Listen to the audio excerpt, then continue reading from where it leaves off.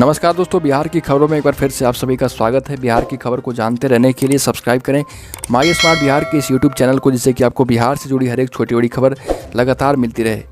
आइए दोस्तों, बिना समय गवाए खबरों के चलते हैं।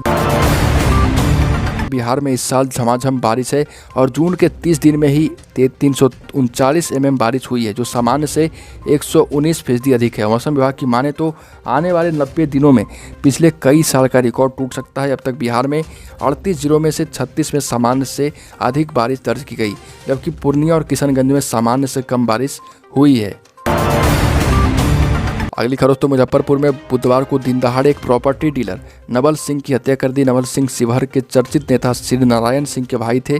बीते बिहार विधानसभा चुनाव में प्रत्याशी रहे श्री नारायण सिंह की भी मतदान शुरू होने से पहले ही हत्या हो गई थी।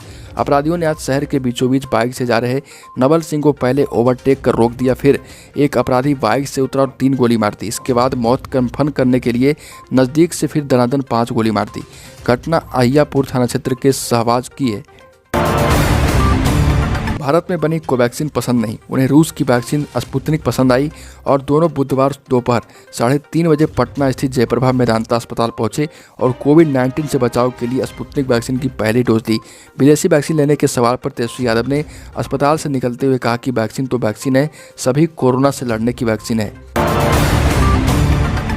वहीं दोस्तों, बिहार पंचायत चुनाव का बिगुल अगस्त में बज जाएगा। राज्य निर्वाचन आयोग ने अगस्त में अधिसूचना जारी करने को लेकर तैयारी पूरी कर ली है।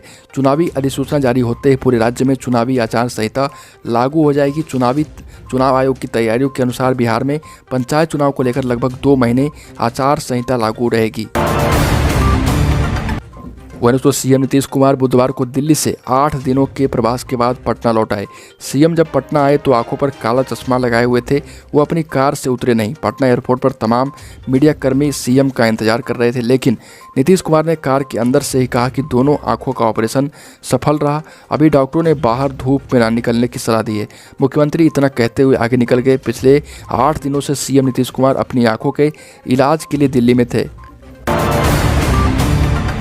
वह तो बिहार में बेतिया में लगातार दूसरी बार बाढ़ के कारण चंपारण सत्याग्रह के प्रणेता और स्वतंत्रता सेनानी राजकुमार शुक्ल का मुरली बरावा गांव डूब गया।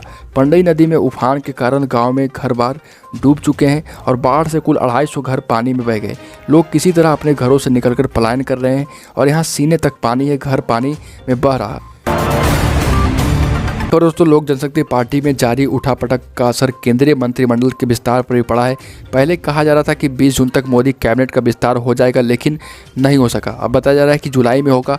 कुछ जानकार विस्तार में हो रही देरी को एलजेपी में जारी घमासान से भी जोड़कर देखने लगे हैं।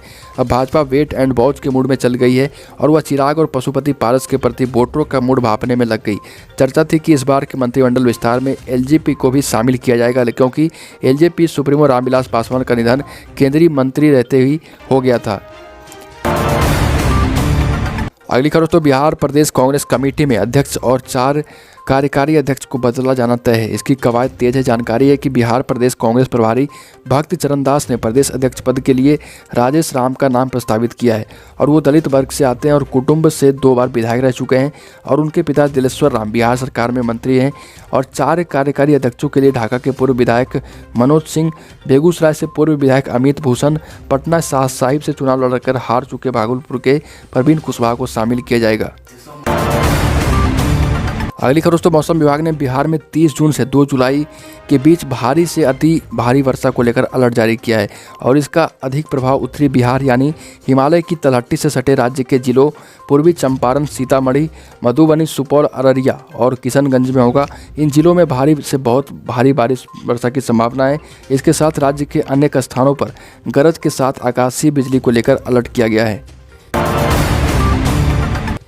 वहीं तो पटना हाईकोर्ट में डिस्ट्रिक्ट जज की एंट्री के लिए ली गई मुख्य लिखित परीक्षा का परिणाम घोषित कर दिया गया है। परीक्षा 21 मार्च 2021 को ली गई थी। परीक्षा के लिए 177 उम्मीदवारों को प्रवेश पत्र जारी किया गया था, जिसमें 173 उम्मीदवारों ने परीक्षा में शामिल हुए थे।